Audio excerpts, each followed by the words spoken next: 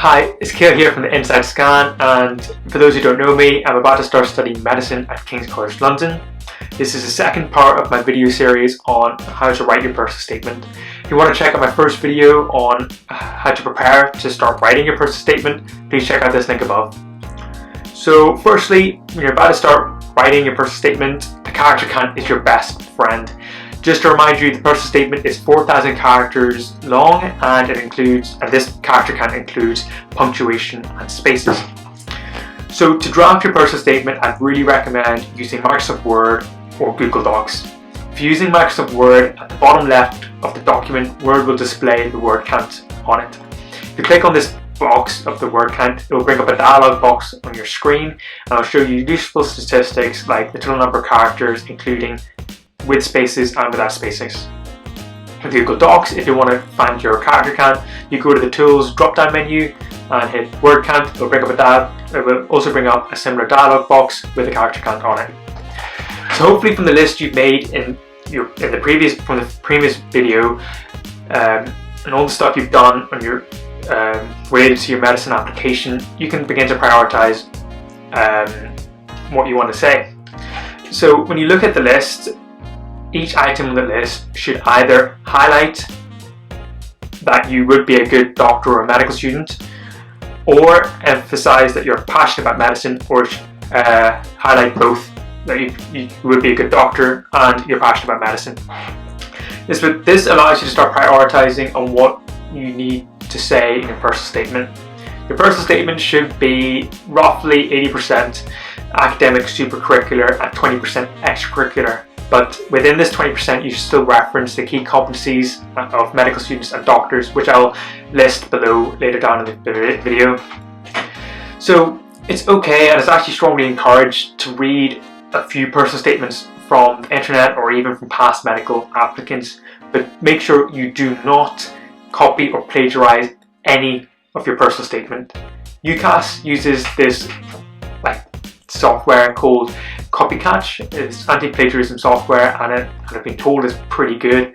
And if UCAS flags your personal statement using this software, this could really disadvantage your application or dismiss it completely, and it's just not worth it. It is really unlikely that you're going to hit your personal statement character count and get it right first time, no edits, nothing. It's really unlikely, sorry to break it to you. And this is okay, it doesn't have to be right first time. It's better to start with having too much in your personal statement when drafting it than having too little. So don't aim on getting 4,000 characters in the first attempt. It took me 12 drafts, 12, to hit that character count. So not only is this shows how difficult it is, it also shows how sad I am. So it's definitely easier to cut down on the content in your personal statement than trying to build it up frantically, reaching that deadline. So keep in mind as well to use simple English. Don't try and use complicated sounding words. Remember, you're writing an essay about yourself with a character count. You're not writing a piece of literature, and you're not applying for English, you're applying for medicine. And another great piece of advice I'd give you is to make sure you don't sound cliche. Unis will receive tons of applications which sound very similar, so you don't want to fall into this vanilla bracket, and you want to make sure your personal statement stands out and proves that you are the best medical student for that university. So if you want to make sure you avoid sounding cliche, feedback is the best advice I can give. I also recommend not using any quotations, so you want to make this sound as genuine and as personal as possible, hence personal statement. I'd also really try and recommend in your personal statement to try and show experience and appreciation of all the various aspects of medicine and the NHS, such as interacting with nurses, interacting with pharmacists, volunteering both in the community and the hospital. So doctors have said to me that this is more valuable from an admissions point of view, because it shows that this person requires a long-term commitment, long-term time management, long-term organisation to be able to cope with volunteering and with all the other stuff that are going on with their lives. And these are three real key and important skills which are vital for any doctor in any specialty at any stage of their career. So it's a really good way to show that you've got this already. You'd also want to try and show an appreciation of patient contact and science and research within medicine, as well as life as a doctor, both in the hospital and your personal life outside it. And I'll mention in future videos resources I'd recommend to get that full-rounded pictures, like documentaries, books, etc. I think are a really good way to get this sort of insight. So the reason I'm barking on about this whole rounded approach is that this would show to admissions that you've gone to the effort to find out more about medicine, and you're aware that it just isn't about doctors in hospitals. It proves that you're truly motivated to pursue this career because you've looked and delved that bit further. So, an example of how you can link, this sort of like whole-rounded approach of medicine to specifically being a doctor would be, for example, I was volunteering on one of the wards at my local hospital and a special education school, and both of these experiences showed to me the need to adapt your communication to the patient and their environment they're in. Another example was whenever I had work experience at a pharmacy, and I remember being quite surprised by the sheer volume of prescriptions they had to deal with on a daily basis, and it also dawned on me that just the number of patients that rely on long-term repeat medication. So despite how far we've come in modern medicine, and it's great that we have these treatments there's still a bit of a way to go in terms of curing these conditions. So patients don't need to rely on taking medication constantly. They can just go about their normal lives without worrying, oh, do I need to take this pill? Do I need to take that pill? When do I need to take it? That sort of thing. Another thing I'd recommend is to try and be specific rather than generic. Everyone knows, for example, everyone knows that doctors need to be empathetic, but you want to convey how you think you can be empathetic, as well as rather what setting makes you think you have to be empathetic. And that's something you need to think about and reflect on yourself. I'd also really encourage you to try and stay positive, or rather don't be critical about failings of the NHS or government policy, etc. The personal statement is not a venue, that sort of thing. You're trying to articulate why you would be a good fit for medicine and why you would be a good doctor. This isn't about politics, this isn't about changing, NHS guidelines. It's just trying to prove that you'd be a good doctor. I also think it's a really good idea to sort of weave in examples of skills and qualities that are essential for doctors to have, and this is particularly handy to do in the 20% bit of your personal statement when you talk about the extracurricular aspect of your life. And so not only are you showing to universities that yes, I've got a life outside wanting to be a doctor, it'll also show to them that you've already developed the skills and qualities which are needed for medicine. So these include teamwork and leadership, communication, resilience and determination, empathy, and the ability to reflect on your strengths and weaknesses. And this is something you can prove through your personal statement itself. It's particularly important because some of the books I've read written by doctors, it seems that no one is born a great doctor. They have to evolve through the experience they have on the wards and in medical school over time to mold them into the clinician and doctor they are today. And that really requires reflection. So use your personal statement to that sort of advantage. Show that you've got that sort of self-awareness. I found writing my personal statement, as the name suggests, a very personal sort of thing. I did read a few personal statements from some of my friends who went and is currently studying at medical school, but what struck me was that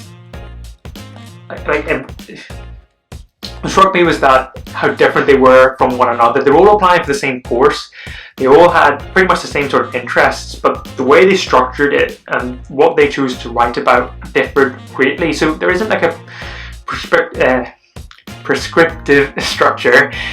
The trick is about finding what you want to say and being honest with yourself why you want to be a doctor and trying to convey that on your sheet. And it is quite difficult. explaining why you want to be a doctor from just a 4,000 character document, but unfortunately that's what we have to do. But it isn't impossible. You can still prove that you're passionate to be a doctor, to study medicine. In this, it is possible. The people who've done it in the past, so it's nothing stopping you doing it yourself. And linking on to this, it links to my next point. It's good to mention your shortcomings. For example, when I first started volunteering at the ward at Belster Hospital, I'd go on Sunday mornings, and particularly the long-term patients, they would probably be wanting to they would be expecting to see their family on a Sunday morning, and they may not have been able to come, and instead they got good old me, and they may not want to talk or engage with you, and that can be hard to kind of accept. But what has sort of taught me that experience was to not take patients sort of like approach to you the way they talk to you personally, because they are in hospital and they're a place where they don't want to be. They want to be at home, their family, with their dogs, but instead they're stuck in a hospital bed, and they just got a 16, 17, 18-year-old kid who doesn't know that much about life sitting with them, trying to engage in conversation. You can see why they would feel a bit awkward and not want to open up to you as much. And that bit's hard, and it's okay to mention that vulnerability about the whole experience being challenging and hard. But I also mentioned that since I stuck with it over time, I was able to overcome that, understand that what was happening wasn't personal, and I was able to develop my bedside manner, my empathy massively from that experience. So things like that, where you are able to see a clear development in your character, is a really good thing to mention in your personal statement. It shows that you've got that level of self-awareness. And a main thing to remember is that you're not going to be expected to be able to deal with these situations right from the bat. That's what medical school is for. All you're trying to prove is that you have the aptitude and the attitude to understand that you're not going to be perfect, but you still have that maturity to still keep on working on it.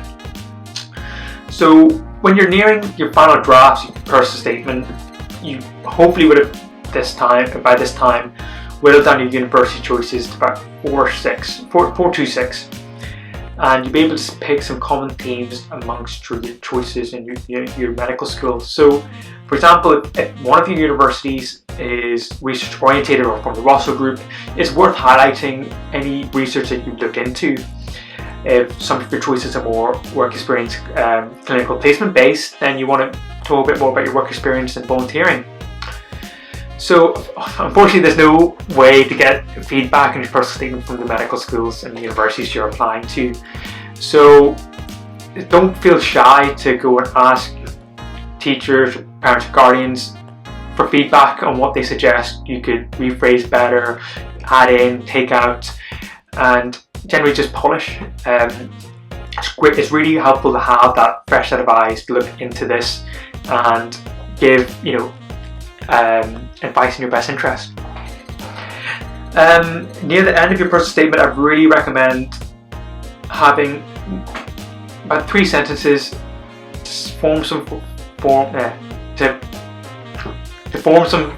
sort of conclusion of your personal statement, summing up why you should get that place in medical school and why you'd be a good doctor, kind of leaving them with like that lasting note, so to speak. My final tip I'd also try and recommend is that, a bit of a hack actually, is if you want to try and bring down your character count and make the most out of it, I'd recommend you delete the spaces after the full stops at the end of paragraphs, because these count as part of the character count. Blank lines between paragraphs as well is also included in the character count, so you might want to kind of bunch everything together a wee bit more. So when you get to your final draft, you may notice that you've cut down quite a lot of the content you originally started off with, and you may not have been able to mention everything in your personal statement, and that is perfectly fine, and it's not a bad thing at all. It's good to save some stuff which you haven't been able to mention in your personal statement for interview. And I think in interviews, if you mention stuff which you did not reference in your personal statement, it shows to the person interviewing you that you have that sort of like wide range of interest, more than you can fit into 4,000 characters.